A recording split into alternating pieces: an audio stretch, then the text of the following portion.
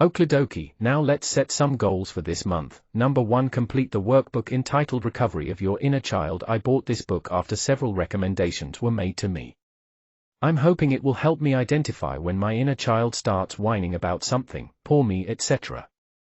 If you've read books by Dr. Ardweg, you'll know what I'm talking about. Number 2, increase efforts to make non-sexual friendships with ever-straight guys. This has so far helped me enormously. My feelings of inferiority to other males, i.e. they are not as masculine as I am, has decreased noticeably. Along with those feelings, the attraction's diminished as well. However, I wish to step up the efforts to do this. I don't want to experience any reversal. Number 3, get to know my mentor more. My mentor is really good to me, and I enjoy his company. It's very reparative, I suppose. I'm starting to think of him as a real father figure. I don't mean in a showy, affectionate way, but rather in a calm, quiet inner sense of knowing that he's always there for me, won't let me down, won't ignore me, and won't be critical of me. He's undoing a lot of damage done by significant male figures in my life. I very much enjoy the times we talk. So that's my goals. Now here's a surprise. After a mere 30 years or so, gay groups finally admitted that they've been lying through their teeth. Here's the press release: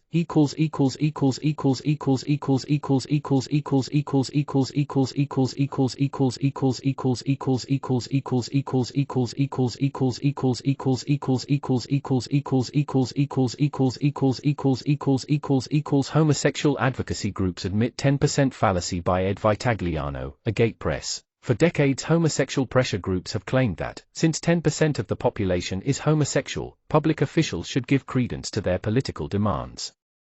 Now it seems that when they absolutely have to tell the truth, activists admit the 10% figure is a myth. The startling admission was made by a coalition of 31 homosexual advocacy groups, including the Human Rights Campaign, National Gay and Lesbian Task Force, and the Gay and Lesbian Alliance Against Defamation. In their brief filed in a recent U.S. Supreme Court case, Lawrence v. Texas, which dealt with that state's sodomy statute, the coalition said that only 2.8% of the male and 1.4% of the female population identify themselves as gay, lesbian, or bisexual. That 2.1% figure, of the total population, even includes bisexuals, which makes the percentage of people claiming to be exclusively homosexual even lower, said American Family Association President Tim Wildmon. The origin of the 10% myth is not difficult to uncover. In 1948, sex researcher Alfred Kinsey, a professor at Indiana University, began publishing his material about human sexuality in the U.S., work which would lead to the sexual revolution. Kinsey was the first to say that 10% of the U.S. population was homosexual. However, in her groundbreaking 1998 book, Kinsey, Crimes and Consequences, Dr. Judith Reisman demolished Kinsey's research as being based on inept science and purposeful deception. Still, homosexuals continued to use the 10% figure in published materials and press interviews to bolster their demands. So it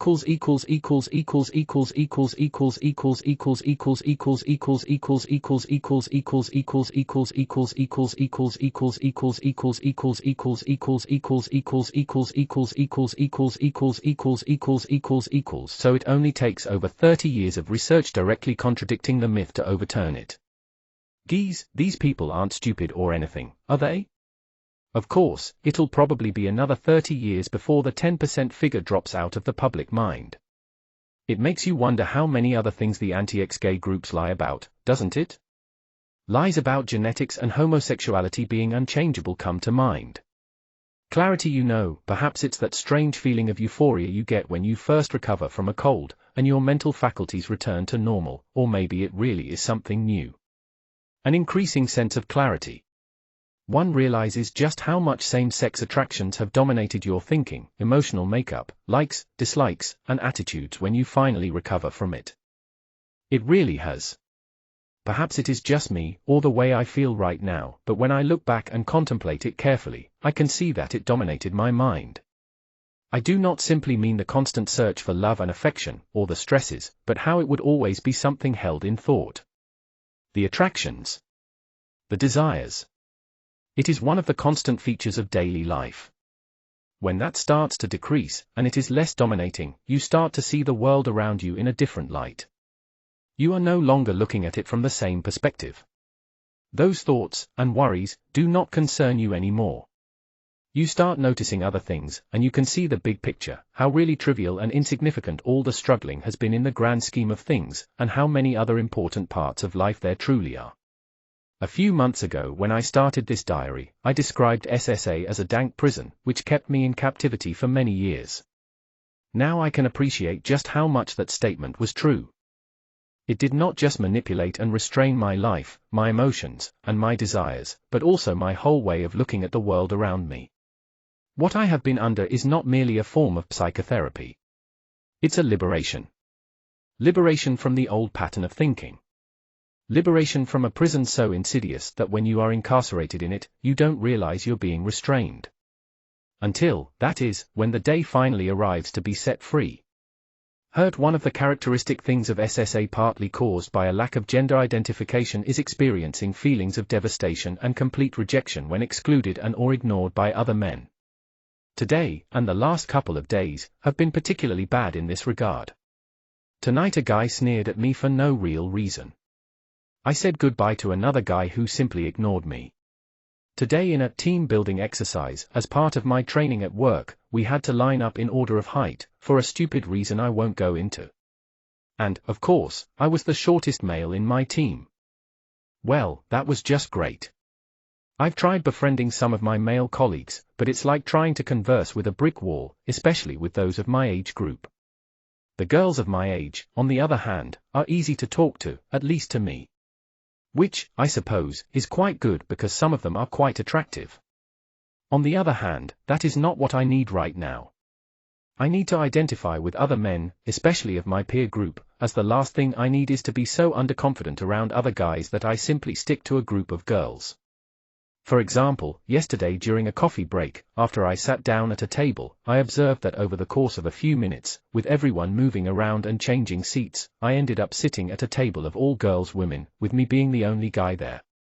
I glanced across the room and saw a table full of guys having a lively conversation. Why wasn't I at that table instead? I don't want to be sitting at a table full of females. As much as I want to be among the guys, I just don't seem to have developed the necessary attitudes and skills to become a member of that elusive group. And when, like tonight, you get a guy sneer at you and ignore you, well then, that just completes the picture, doesn't it?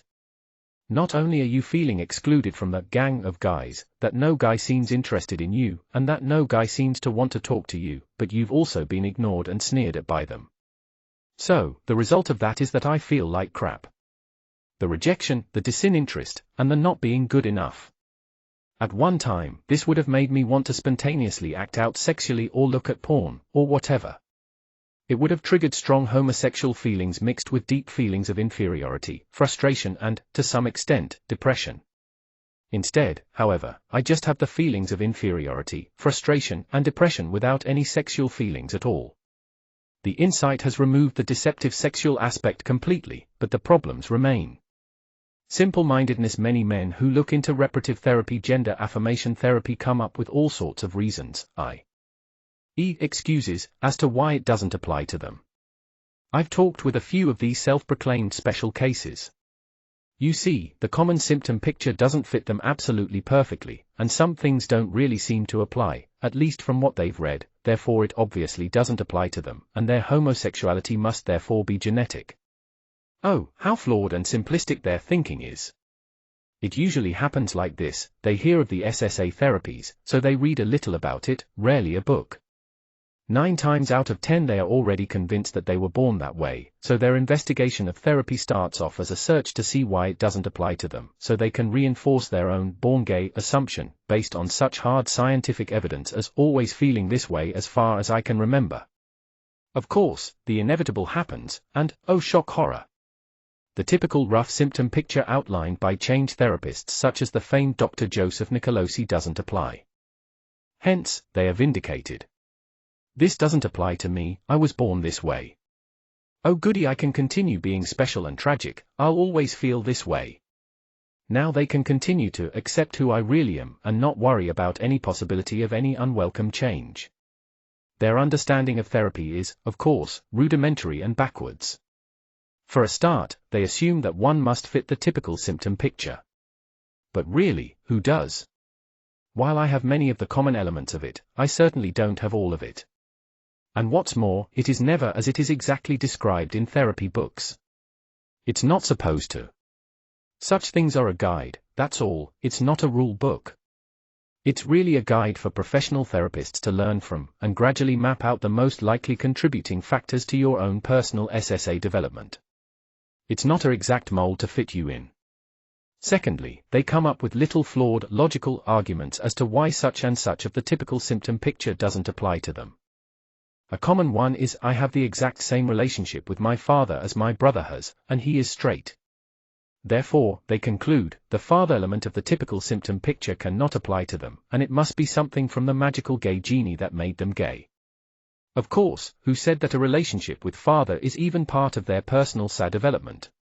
There is no rule saying it has to be. I know some guys where it is not. Besides, I also have the exact same relationship with my dad as my heterosexual brother does. Does that mean my SSA was genetically caused? No. Let's take this bizarre logic and apply it to something else, like depression. Let's imagine there is a guy with serious depression. He's had it for years. As long as he can recall. He reads a psychological book on the typical common causes and development of serious depression. It lists common family dynamics, common life events, and other such things. But, of course, our man does not fit the typical picture. So, what does he do? He concludes that since he doesn't fit the typical pattern, his depression must be caused by the depression gene, and he will always be that way. Is that logical? Nope. Is it the simple-mindedness of someone who doesn't even want to change anyway? You bet. That's their choice, but they shouldn't deny it to others. Father and son, tonight I was at a small social event, with a few families my family knows, and some others. I think attending family events is one of the best things you can possibly do when recovering from SSA. It gives you so many opportunities to see how you react to situations, what your figurative inner, complaining, child pipes up about, and gauge how you're improving in various areas of maturity. I highly recommend to other men and women in recovery to attend as many social occasions as possible. It has helped me gain many self-insights. What was particularly good about tonight, however, was something else. You see, I was sitting opposite a male friend of mine who is about 25 years older than me, and he has a 7-year-old son. His son is so cute, and he's a right little tinker, always getting up to mischief. I couldn't help but observe how he and his father interacted. That kid has such a good father. He gave him attention, physical affection, talked to him, etc. He kept him under control in a firm, but kind manner. He was really interested in his son. He cuddled him. It was absolutely wonderful to behold. I don't think I've ever seen anything quite like it. A normal, healthy, and loving father-son relationship. It was like peering into another world. Of course, he probably received more affection and attention from his father in that one night than I've got from my father in the past 20+ years. Though I don't want to delve into a self-pity pot because of it.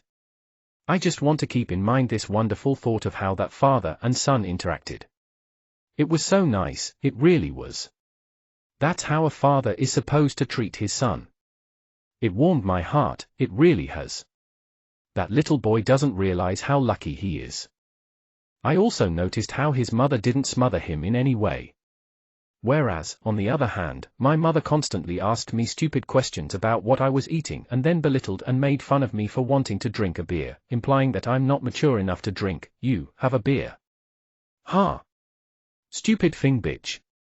Anyways, I digress. Father and son. Yes, it was really nice. I wish I'd had that. Acceptance, I just can't get it into my head. I just can't understand it.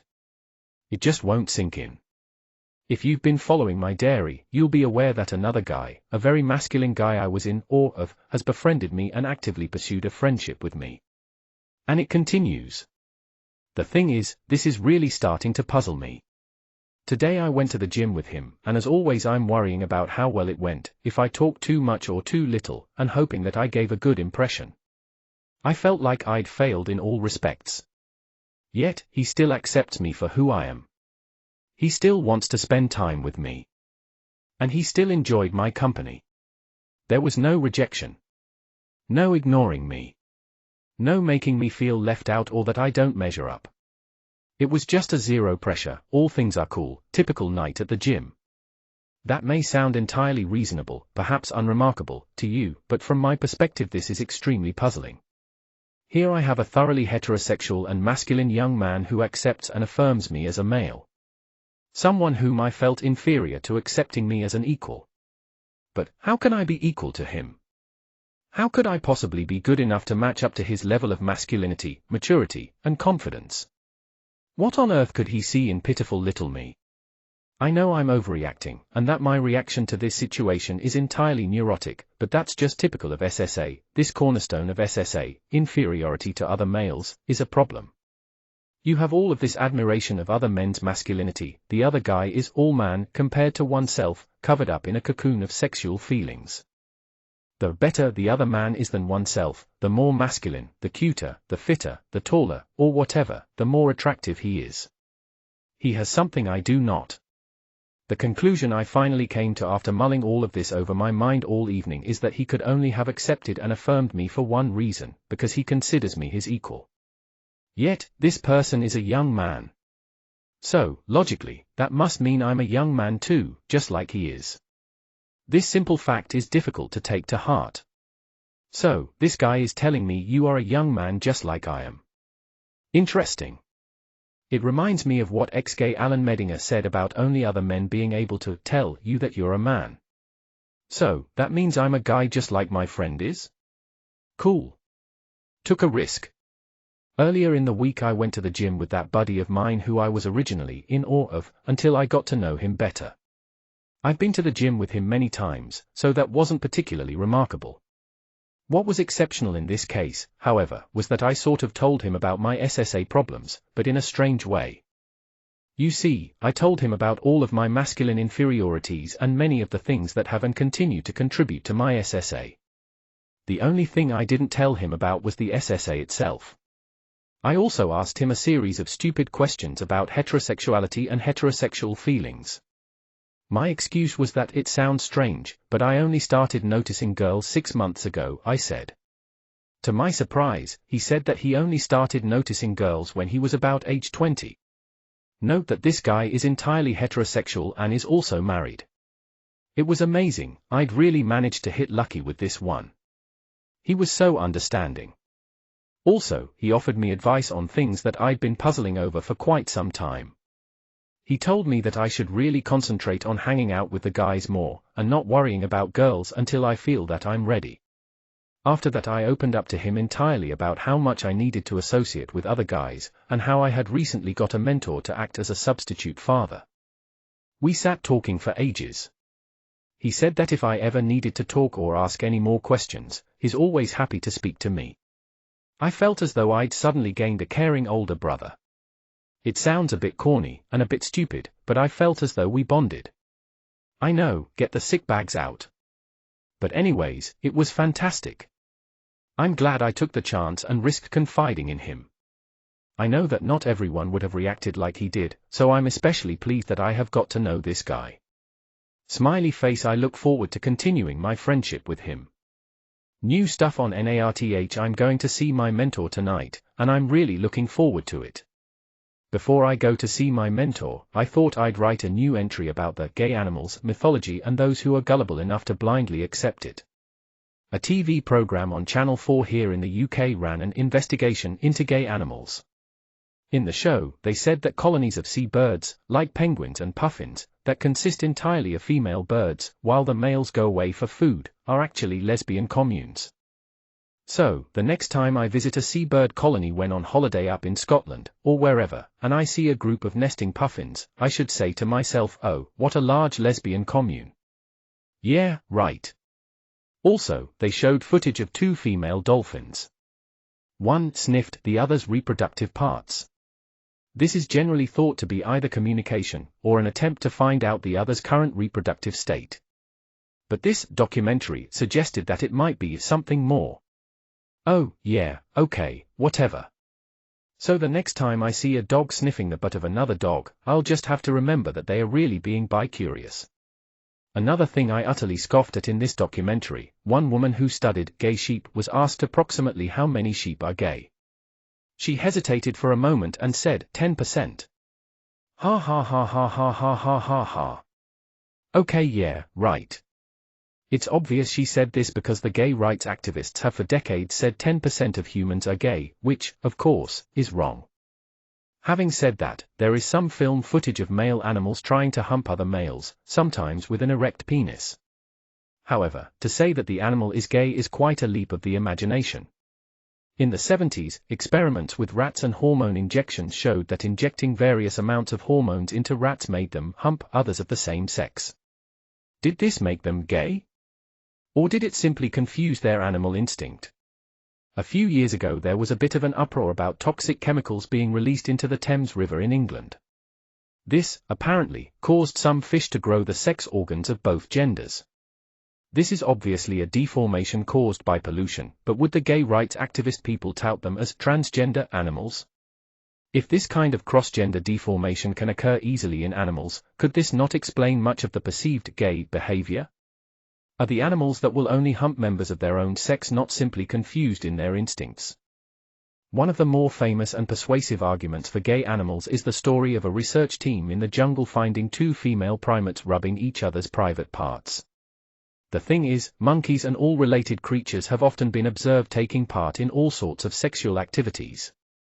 For example, with the bonobo chimps, anything, not just food, that arouses the interest of more than one bonobo at a time tends to result in sexual contact. If two bonobos approach a cardboard box thrown into their enclosure, they will briefly mount each other before playing with the box. Such situations lead to squabbles in most other species. I've also read an account where a female ape had sex with her son. The argument is given that if animals are seen to practice homosexuality, then it must be natural for humans to do the same, because we are animals too. The blackbirds in my garden often kick a weak chick out of its nest. Does that mean I can kill a weak child?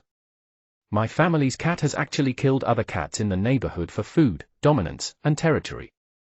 Does that mean I can kill my human neighbors for food, dominance, and territory?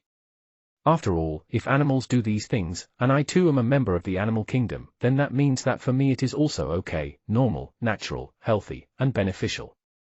Right? Wrong.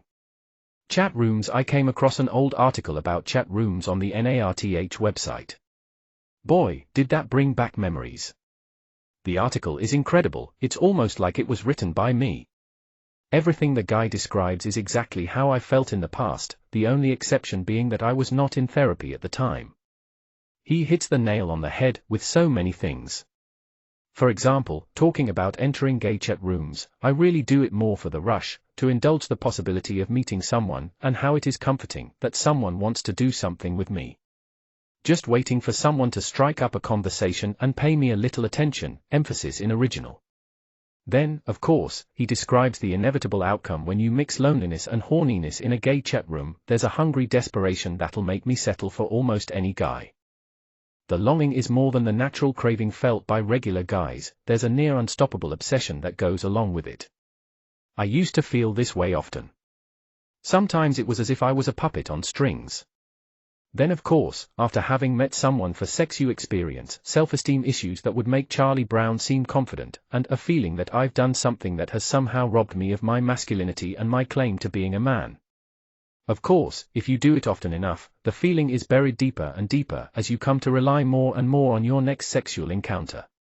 He ends the article by commenting, for a day or two afterward, the thought of entering a chat room is absolutely repugnant. But the desire to chat eventually returns. I remember being stuck in that cycle. The only way to break out of it was to cut off my internet connection for a short time. After all, logging on at home is much easier, and more of a temptation, than having to get dressed, get money, and travel to a bar or whatever. I was thinking about what I was looking for when I used to use gay chat rooms. I'm not talking about sexual activities, but the deeply held emotional needs that I was unknowingly needing to fulfill. I needed a genuine friendship, an ideal same-sex friend, but instead got a stranger, or perhaps a creepy stalker. I needed affirmation from another male, but instead got a person who needs assurance himself. I was looking for a comrade to have a laugh with, but instead we would get down to sex business. I wanted to feel masculinity, but instead destroyed any sense I had of being a man. I needed to fulfill many legitimate emotional needs, but instead I tried, and failed, to satisfy those needs with a sexual act. Gay online dating and chat rooms are self-deceptions. They cannot, never will, and never have, satisfied anyone's loneliness, found someone a true friend, nor made them feel more of a man. It's emotional junk food, pleasurable at the time, but nutritionally worthless, unhealthy, and perhaps deadly over time. Just don't go there. The Unremarkables. I thought today I'd talk about something you may not have expected, how utterly ordinary and unremarkable heterosexuality has become. I'm not complaining about it, it's just that being attracted to girls has become so utterly normal and a routine part of everyday life, that it has lost the initial, wow, this is strange, factor. Like, today at work I sat next to this really nice girl who's the same age as me. She's very nice, both physically and in her personality, at least, from what I know of her so far. My heart rate actually increased when talking to her. Yet this wasn't a surprise. I kinda expect that sort of reaction these days. It happens all the time now. Like last night I was at the gym with my buddy, you may remember him, the guy I was in awe of before I knew him. I spotted this girl who was wearing very short shorts and who had great legs. I spotted her before my friend did, and I think you could almost call it a sort of shared delight in a pervy way. We certainly both felt delight after spotting her, I can tell you. Also today I was bored at work and decided to draw an outline of the girl from the movie The Girl Next Door over a picture of her in the newspaper. Perhaps it was just my imagination running away with me, but I actually started getting a little aroused, just from drawing over the outline of her body. Perhaps it was just that particular picture, but she is very, very hot. So, all of this stuff is now ordinary and routine to me. Sure, it was amazing at first, but now it's just a part of everyday life. It's kinda difficult to imagine what it was like not feeling this way. After the huge amount of effort I've put into my therapy, I'm not too surprised that I've had these results. I mean, no pain, no gain. More effort equals more results. Is that not so? And what of my attraction to guys? Well, judging from the blokes that the girls in the office gush over, I mustn't be very gay anymore because I consider those guys to be entirely unremarkable, or complete and utter freaks. New therapist. I started seeing a therapist again yesterday. I did this because I feel a bit stuck in my progress in some areas, particularly in breaking out of my remaining timidity and fear of certain males. I was slightly dubious about going to this therapist because she is a woman. I would have preferred talking to another man. However, I do remember reading that talking to a male therapist is most beneficial when beginning therapy, and a female one can be helpful in the latter stages.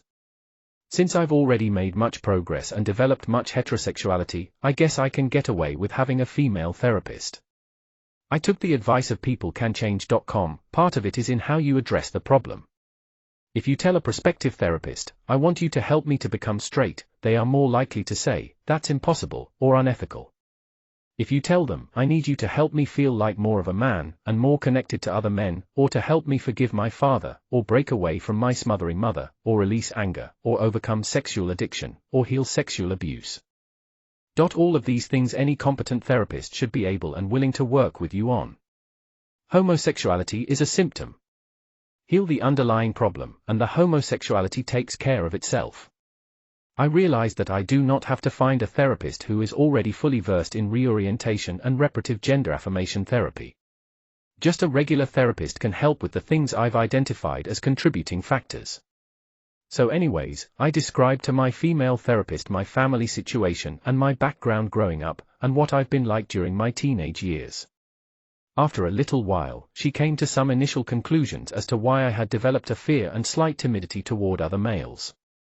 What she described matched up very well, almost exactly, with what I've managed to work out myself from reparative therapy books and experiences of other men undergoing reorientation. She then outlined the approach she would like to take over the coming weeks to understand and tackle the problem. I agreed to go back regularly. I've already made a lot of progress, so I hope she will be able to help me continue to experience the changes I have seen so far. Smiley face ag. Today I approached a small group of straight guys I know who were standing and talking. I felt scared to death, but I did it anyway. It brought up some of the typical rejection neurosis that is typical of myself, and a surprisingly large proportion of gay men. After approaching them, I felt all sorts of typical emotions. Since it happened just today, the feelings are fresh enough in my mind to describe. When I was standing in that group, surrounded by these young guys, I had the feeling that they are in the know, they are accepted and part of some sort of clique that I am excluded from.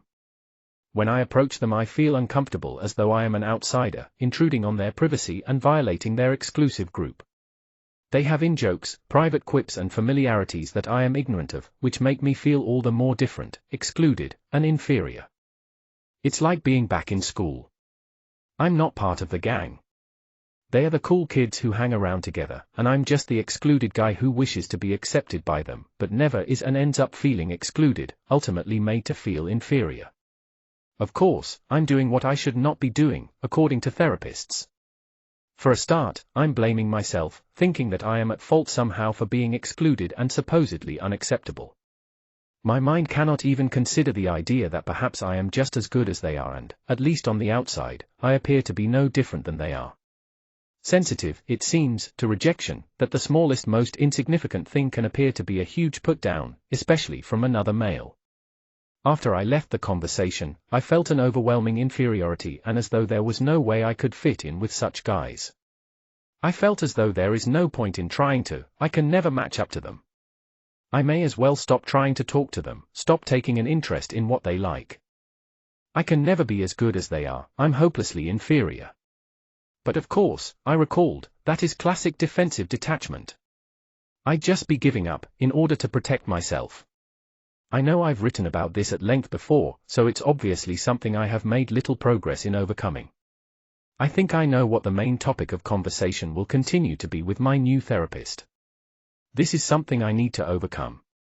I simply cannot go on having this crippling inferiority and feeling of rejection from other males. Acting my new therapist has given me some homework to do for the coming week. One of the things I have to do is make a mental list of all the qualities I see in men I know, including those that intimidate me, which I want to have. Then, I must choose a social situation in which I act out that ideal personality, like an actor on a stage. I must personify all those qualities in my performance. This is not something she wants me to do on a regular basis. Only once or twice this week as an experiment. She said that she wants to discover how it will make me feel. In small doses I've started doing that over the last few days. If only for a few moments, I've put on my actor persona, and pretended to be the guy I want to be. And what sort of guy do I want to be? Well, I pretend to be confident, friendly, more brave when it comes to speaking up, and more relaxed around other guys. That's certainly how I'd like to be. The interesting thing is, though, that when I start pretending I often forget I am just acting, and my confident, friendly, braver, and relaxed character persists. Today I tried it out again with an ever-straight male friend of mine, and I just started to get even more confident and outspoken. I also had a really good time. It felt a little bit liberating. I suspect that, perhaps, she was expecting me to have that reaction. That putting on the false front would give me the confidence to act the way I really want to act. I would show myself that being that sort of person is not dangerous and will not lead to rejection or humiliation. Therefore, I can continue to act the way I really want to without fear continuing to hold me back. Perhaps I already am the person I want to be. I just need to get over these issues so I can fully come out as the authentic heterosexual young man that I really am. My therapy session. I entirely forgot to write a new entry talking about my therapy session. Anyway, it was very good. I don't know how, but we ended up talking a lot about how my mother has raised me into a good little boy. This is a continuation of my therapist's efforts to heal my irrational fear of other males and my persistent feelings of not matching up to other guys. I couldn't fully describe how meaningful the session was without describing in minute detail my entire childhood, but needless to say she gave me a few phrases which sum up my experiences. She said of my mother, she couldn't raise you into a girl, so she raised you to be obedient. That's a loaded statement, and as I said, you will not understand the significance of that unless you knew of my entire past history, or had a very similar childhood. My therapist could also see how my mother and grandmother not only failed to encourage me to be a real boy, but instilled in me the same fears and resentment of maleness they had harbored. They certainly did instill in me a desire to be a good little boy around them, not be troublesome, and to show that I'm not like those rough youths, as well as despise my alcoholic father and always in trouble older brother. Of course, this is only part of the picture, and it didn't make me gay. It took a hell of a lot more things than that. If it weren't for the other experiences, attitudes, and self-labeling, then I would have turned out perfectly straight. This is just one of the many foundation stones that is currently being chipped away. Girls and stuff. I was walking home from work today when it suddenly struck me how ordinary this heterosexuality lark has become. I've mentioned this before, but this is the first time I've really forgotten all about it for such a long period of time. Because my therapy has progressed so much, I often forget that I am undergoing any therapy. I mean, walking down the street in the warm sunshine and admiring nice girls that pass by has become a routine of life. I can't imagine how life could be without it. Also, another change, when in a group of persons, at work, or wherever, I could easily talk to any women in the group. Talking to guys would be perhaps a little difficult, or with some men, impossible. However, being able to have a friendly chat with a group of women or girls would be easy.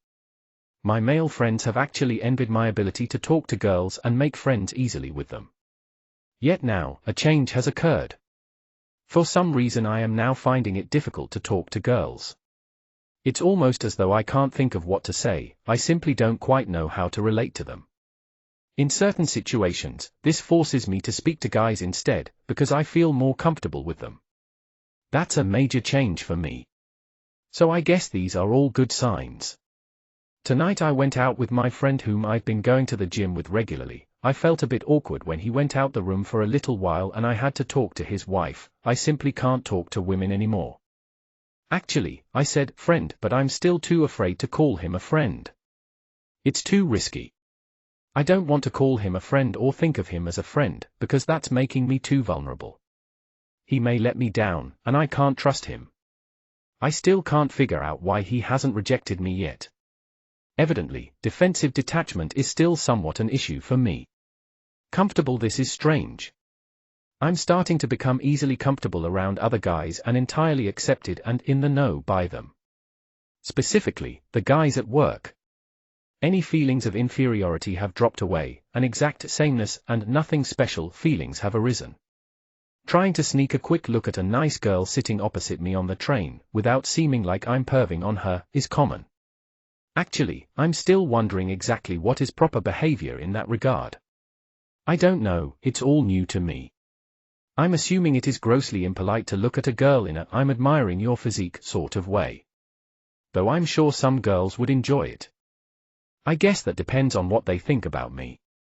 Ex-gay is okay. I was reading something somewhere yesterday that former homosexuals such as myself are really straight. It's the same tired old argument of gays can't change, which is not only disproved by research done as far back as Alfred Kintz's time, but is complete bollocks from a psychological point of view. The argument is set up so men such as myself can't win. If you say you no longer feel anything for guys, they'll first say, 1, you're fooling yourself, and you're really gay but in denial. But when it is too obvious that the guy really does have diminished homosexual feelings and or increased heterosexual feelings, they may say, 2, you were always straight and were never gay. That's why you're straight now. Despite, of course, the fact that guys such as myself have experienced gay sex and fallen in love with other men, often without any romantic feelings toward women. So if that fails to convince, they use the final argument, 3, you've always been bisexual but are leaning on the straight side more. This is an insult to my intelligence. I'm not stupid and I knew what I was and what I felt. I was not bisexual. Besides, bisexuals cannot lean on any particular side. Sexual feelings are spontaneous, they appear when flicking through a magazine, seeing a girl in the street, an advert on television, a scene in a movie, and a photo in a newspaper. None of those things can be prepared for. Sexual desire object choice is an instinct, and while it can be modified, it cannot be controlled. The reason men such as myself claim to have had a shift in sexual desires is simply because we've had a shift in sexual desires. It is by no means 100% heterosexuality, but it is a shift. Change is always possible, especially for those who go through therapy properly. My genes made me do it. Science has proved it's genetic, said a gay man to me. After investigating such claims for many years, I've decided that the famous biological studies are flawed. No one, anywhere, at any time has ever proved that homosexuality is directly caused by your genes. You may be thinking, well, I remember something said in the news a while back. Yes, there have been many discoveries reported in the media. However, can we really believe everything the media says? They have actually, sometimes against the wishes of the scientists, reported all of these discoveries incorrectly. The media do not tell you about the times such studies have been contradicted, disproved, withdrawn, or denied in later years, which most have been. Let's mention a famous one. Dr. Dean Harmer and his gay gene study. The media claimed he had discovered the actual genes that cause homosexuality. But what did Dr. Harmer actually say? He said, "We knew that genes were only part of the answer. We assumed the environment also played a role in sexual orientation." Indeed, 7 of the 40 gay brothers he studied did not have the gay genetic pattern, but were gay anyway. This is not the impression the media gave. Other things the media don't talk about: the mathematical formulae that Dr. Harmer used wasn't used correctly. The man who invented the formulae, Dr. Risch, re-examined Dr. Harmer's data and claimed there was no statistically significant correlation in the genes. Yet another scientist, Dr. Maguire of Rutgers University, also recalculated the data. He said the entirely wrong test had been applied, and there was still no statistical significance. He said the chances of Harmer's calculations being correct was far from a certainty, but at 10,000 to 1. Another blow came when a research assistant to Dr. Harmer accused him of deliberately withholding evidence that invalidated the study. An investigation was launched, but unfortunately the outcome was never made public. Dr. Harmer, with others, then held another study. This time the results were even less impressive than before. Dr. Neil Whitehead says of it, Harmer's particular genetic effect might affect about 5% of the homosexual population. Environmental influences could be argued to account for the homosexuality of the other 95%. Of course, I also must mention that another scientist, Dr. George Ebers of the University of Western Ontario, tried to confirm Harmer's study and failed. In fact, he used over 400 families in his study, whereas Harmer used only 40. There are, of course, other studies, all of which have been distorted by the media. My particular favorite is the so-called Gay Brains study done by Dr. Simon Levery. I like that study because even he himself denies that it proved anything, yet the gay lobby still uses it as proof. Silly habit: occasionally I find myself with an annoying habit when watching television, driving, or walking in the park. If I notice a group of people, or perhaps a couple walking together, I look at the guy first, with the expectation that he may be good-looking. The annoying thing is, though, that I am always disappointed, because I just don't find guys attractive anymore. So it becomes a constant stream of "he's nothing special, what a freak," and meh. A running line of disappointment. Sometimes it becomes annoying in that I miss good-looking girls by looking instead at some worthless bloke. Like when driving in my car, if we pass a group of young people, my friend may remark, "Did you see her? She was hot," followed by me cursing under my breath because I spent those few seconds driving past on examining the males there, seeing how they compare to myself, and they are always unremarkable. In other words, I missed the opportunity to look at a remarkably nice girl. Okay, that's not exactly a major problem, and it doesn't always happen. Most of the time I'm rather quick to look at a girl first and entirely ignore any guys there. It's just occasionally I catch myself examining every man in sight and being somehow surprised that none of them are dishy. Geez, what a surprise! That couldn't be because I'm not gay anymore, could it? Silly little habits die hard.